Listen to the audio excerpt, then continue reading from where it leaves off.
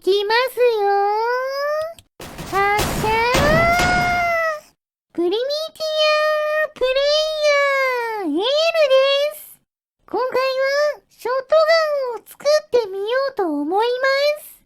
以前にも作りましたが、新たな素材を使ってさらに強い武器にしたいので、うまくできたらチャンネル登録してもらえると嬉しいです。それでは作っていきましょう。まずはショットガン用の散弾作りです。こんな感じで最小サイズの弾を作ったら、その弾をこうやってつなげて火をつけると低反動で同時に発射できます。さらに全部で25発を組み合わせたものを作りました。これほど弾が多いとさすがに反動が発生しますが、ショットガンの弾として機能してくれそうです。こちらにリンゴとタングステンをつけてコンデンサーから電気を流すとすぐに発射することができます。この仕組みを使ってトランジスタを使った連発の仕組みを作っていきましょう。ですが、通電させた瞬間、次の弾に一瞬電気が流れるのが確認できたので、こうならないように回路を改良していきましょう。次の弾を発射する回路より電流を遮断する回路に電気を早く流すために1センチの厚さの水晶を使って回路を組み直しました。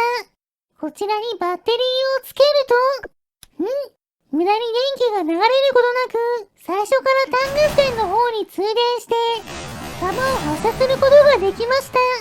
弾の発射後にリンゴで回路が壊れて次の弾に電気が流れる仕組みですね。こちらを5つつなげたところで大変なことに気づきました。弾の向きが逆です。これでは発射できないので作り直しですね。弾の向きを変更してもう一度電気を流すと、誘爆してしまっています。爆発中の弾が吹っ飛んでいることが原因だと思ったので、燃え尽きかけの松ぼっくりを追加して爆発してから弾が落ちるようにしました。これなら引火も防げるんじゃないでしょうか。2つ並べて火をつけると、やっぱり引火してしまいます。そこで間にリンゴを挟んでもう少し間隔を空けると、これなら引火しません。この仕組みを5つつなげてもう一度点火すると、1発目を発射した後2発目の発射でリンゴが壊れてバッテリーが落ちてしまいました。これでは発射できないのでリンゴより丈夫な古代の合金に変更しましょう。これならどうでしょうか。バッテリーをつけて待っていると、これなら壊れずに前から順番に発射しています。そのまま5つの弾すべてを発射できたので、連発の仕組みは完成ですね。こちらを手で持って撃てるように仕上げていきましょう。狙いやすくするためにこんな感じでゴムの照準器をつけました。ショットガンなのである程度狙えれば OK です。さらに手から離さないようにベアリングを間に挟んだトリガースイッチとそこにつながるコンデンサとバッテリーをつけました。この状態でトリガーを引くと、一瞬で発射できました。しかし2枚目で壊れてしまいます。少しでも壊れにくくするためにゴムの部品を使って補強しておきました。そのままもう一度撃つと、今度はちゃんと壊れずに連発することができています。5発しっかり撃つことができたので、これでショットガンの完成ですね。カメラに向かって撃ってみると、おっと、すごい反応で手から離れてしまいます。これだけ弾が多いと反動も強くなるんですね。それでも落ちたショットとか発射できました。次は近くの木を狙いましょう。いきますよー。発射ー。ちゃんと破壊できました。ダメージが1回しか出ないのは、物が壊れた時、一瞬無敵になって、同時に発射された他の弾のダメージを無効化するからですね。でも衝撃は受けるので、弾で押すことはできました。なかなかの破壊力です。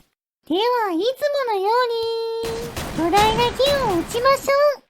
結構離れていますが、25発の弾が同時発射されるので、しっかり耐久力を削って、破壊することができています。そのまま5発撃ち続けることで、イオンの木の葉っぱを破壊できました。しかし、防御力の高い交渉は、そんなに簡単には破壊できません。すべての弾を使って、1段階削るのがやっとでした。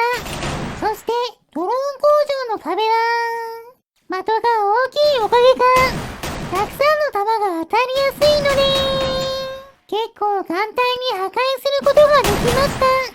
弾が散らばって、周りのものをついでに破壊しているのも、爆弾らしくていい感じです。続いて、風力発電機を狙うと、遠くからだと、ダメージがあまり入らず、破壊することはできませんが、かなり近づいて、たくさんの弾を当てていくことで、なんとか破壊することができました。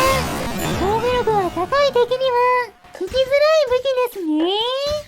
それでは次は、こちらのザコキャラの大群を狙って、ショットガンで攻撃してみましょう。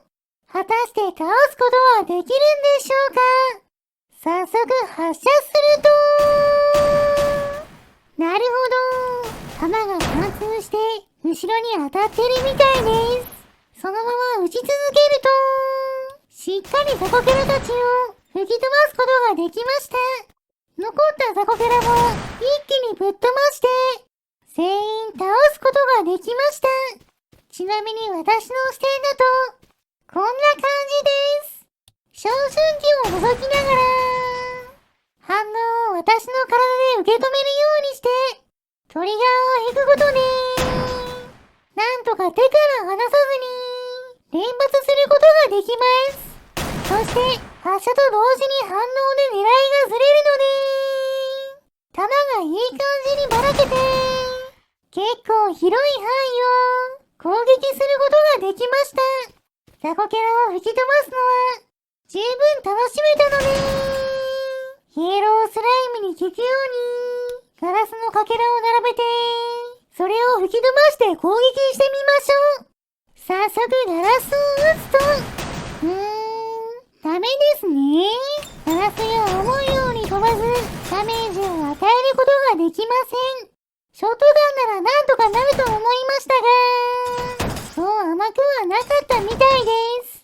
しょうがないので、一番前の弾にガラスの針を並べて、この弾で撃ってみましょう。これなら倒せるんじゃないでしょうか。ダメージが足りません。巨大スライムの防御力が高いせいですね。何度やっても倒せそうにないので、私がショットガンを持って、突進してみると、やったー！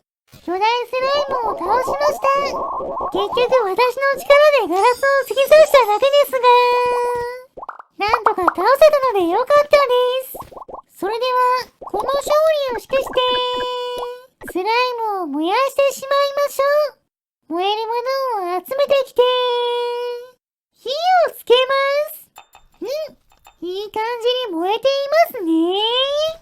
よし、スライムも美味しそうに焼けたので、食べてしまいましょう。もちろん、今回頑張ってくれた、ショットガンさんにも、お裾分けしてあげます。はい、どうぞ。今回の動画はここまでです。面白かったと思ったら、チャンネル登録、高評価をしていただけると嬉しいです。リクエストなど、コメントもお待ちしていますね。それでは皆さん、ま